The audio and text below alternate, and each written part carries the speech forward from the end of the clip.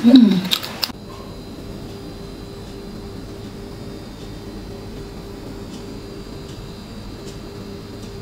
tayo! Our dinner for tonight, crispy pork ulam po. Meron ako dito dalawang sauce. Itong Mang Tomy, yan. And cucumber, tomatoes, and onion. Parang salsa ganyan. Tapos, merong bagoong ni Super Lola. First time ko itong matatry guys. Kanina lang to dumating. At na-curious ako dahil palagi siyang dumadaan sa FYP ko. At saktong-sakto naman kasi wala na kaming bagoong. As in, simot na talaga yung ginagamit naming bagoong. So, ayun. Try na natin. Medyo nakukulangan ako sa nilagay kong bagoong. So, dagdagan natin. Pakita ko sa inyo yung consistency niya. Look guys, oh. Ayan siya. Spicy yung binili ko. Pero meron din sila ng original. Sa mga hindi mahilig sa spicy. Ang bango. Dagdagan ko lang siya ng a little bit pa. Yan.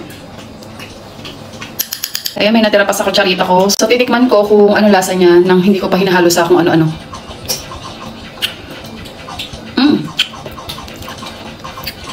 Sweet and spicy.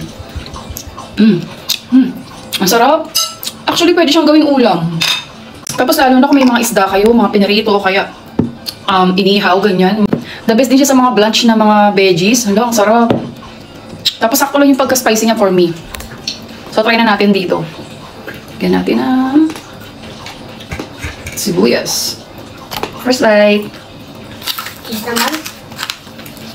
Cheese naman.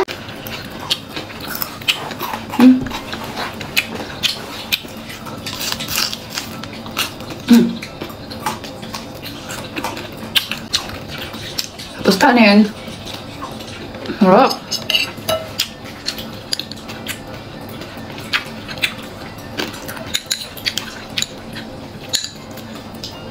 Yung mga anak ko, hindi sila mahilig sa bagoong. So, ako lang kakain ito.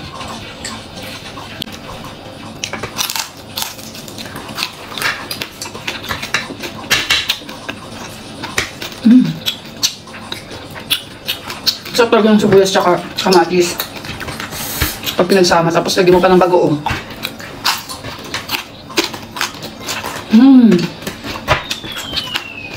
Sarap.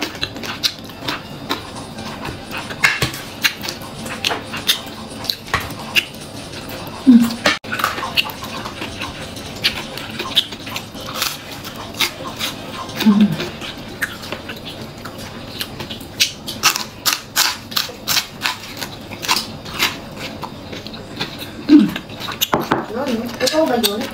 The best. Grabe yung sarap. Kay Mang Tomy naman.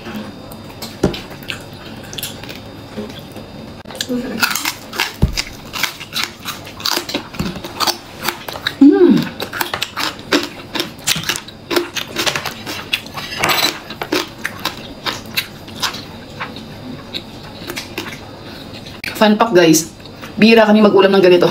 Kaya sobrang takot ako magluto nito dahil di ba matalsik siya.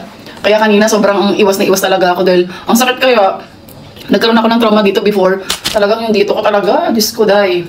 Kaya since then, talagang doble ingat na. Ang sarap talaga.